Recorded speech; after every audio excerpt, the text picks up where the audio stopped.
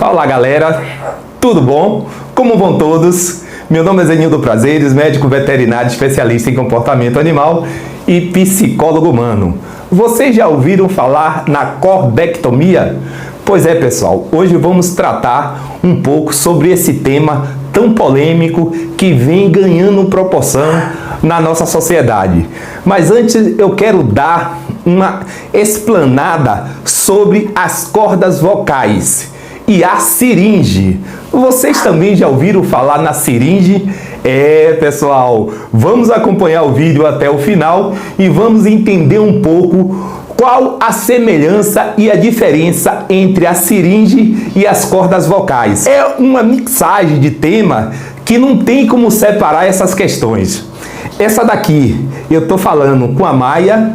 A Maia é uma cadelinha de um cliente que sempre fica aqui comigo quando os seus tutores querem viajar. E aquele rapaz de fundo ali, que estão aqui fazendo um pouquinho de zoada, é o Napoleão.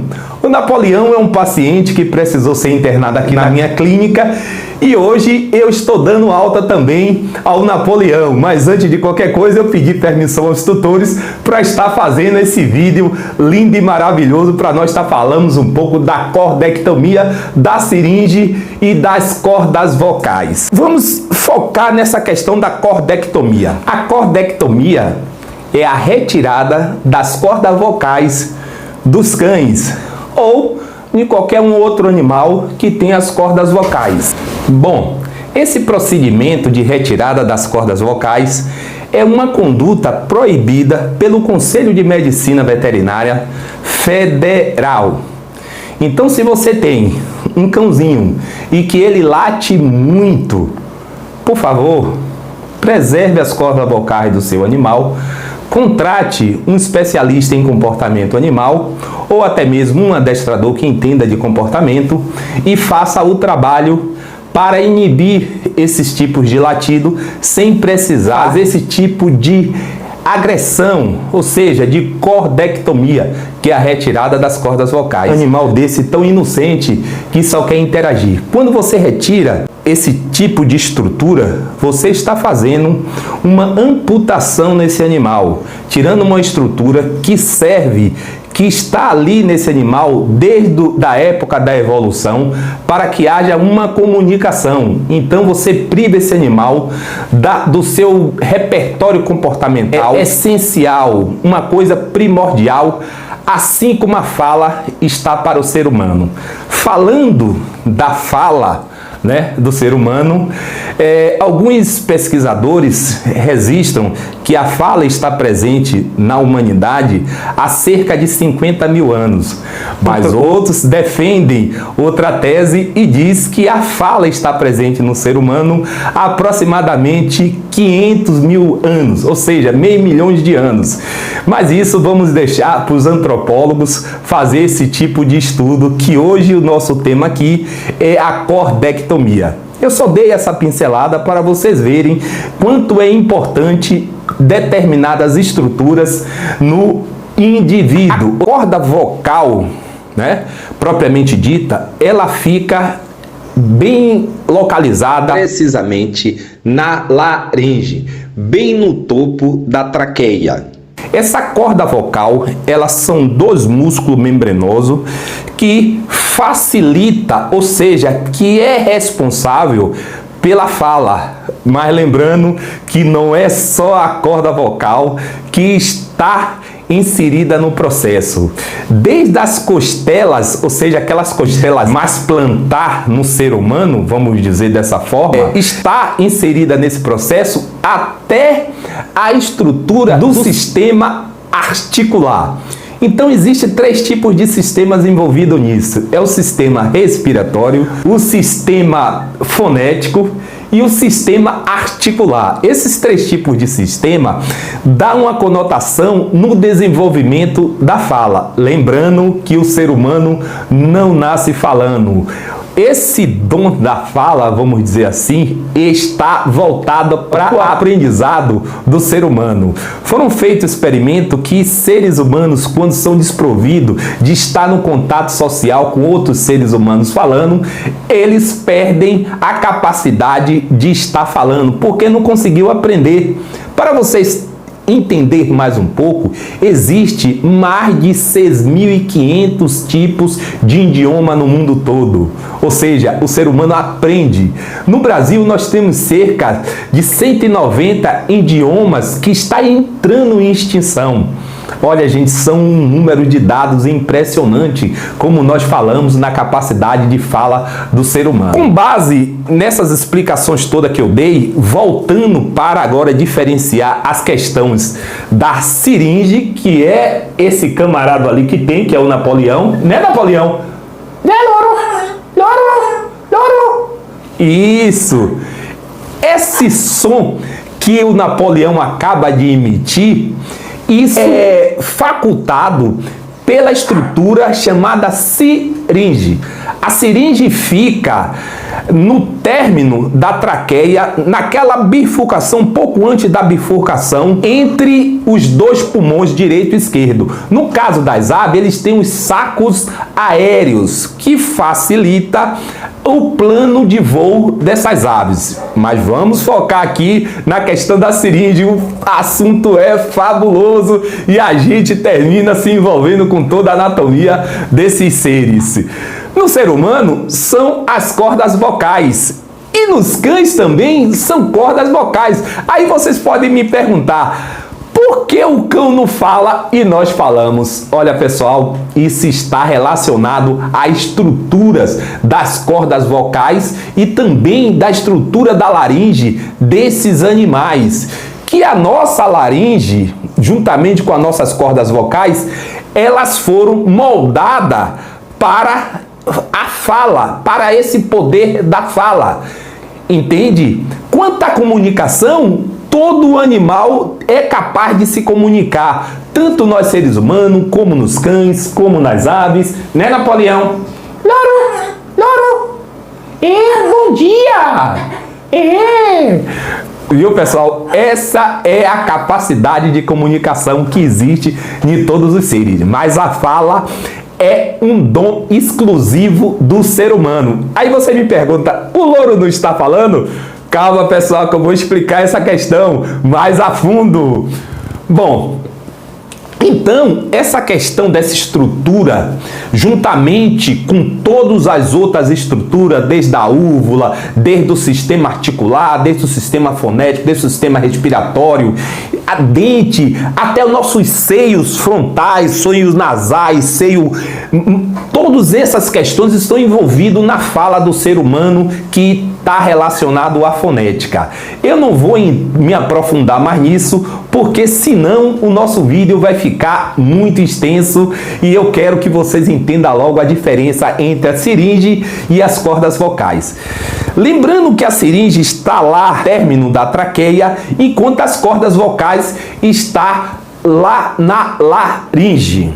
Bom, esses dois seres, tanto as aves, os papagaios, né? Como nós seres humanos temos a capacidade, ou seja, o homem tem a capacidade de falar, o ser humano, e eles têm a capacidade de imitação, ou seja, eles imitam sons. Ele pode não só imitar o som da nossa fala, como pode imitar também som de outros animais quando eles estão em vida livre. Vocês já deram a entender que essas estruturas, até o ponto de localização dela, como se diferenciam. Que no caso das aves, que eu quero me referir aos papagaios, que é a seringe. Outras aves também têm a seringe, mas eu quero me referir à seringe dos papagaios, que é o foco de atenção aqui agora.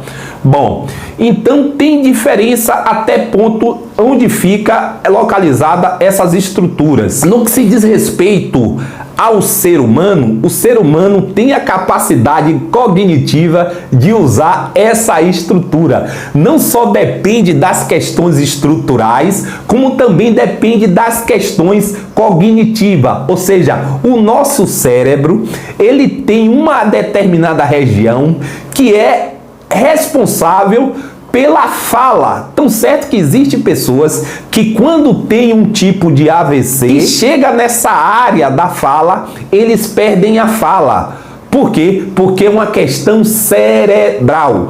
A estrutura são as questões anatômicas, mas precisa de uma questão, vamos dizer, cognitiva, uma questão mais do nosso sistema nervoso central, que é o nosso cérebro, para produzir e também manipular essas estruturas que vai ser gerido o som da fala. Dentro das questões fonéticas, as nossas questões fonéticas são infinitas. Podemos falar e emitir sons e chegam a infinidade.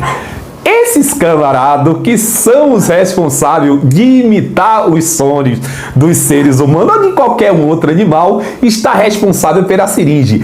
O bico dessas aves, ela proporciona essa liberação desse som, ou seja, dessa imitação, juntamente com a língua, diferente do ser humano, que tem uma infinidade de estrutura responsável pela fala, ou seja, pela fonética que o ser humano consegue abranger, que esses animais não conseguem tanto. Ok, pessoal?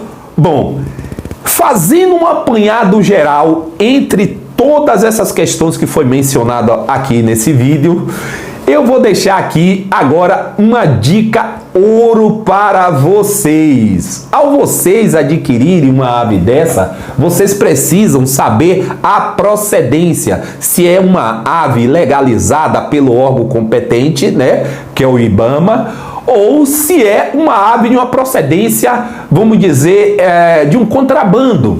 Então, por favor, não tire essas aves nem participe de tirar essas aves do local.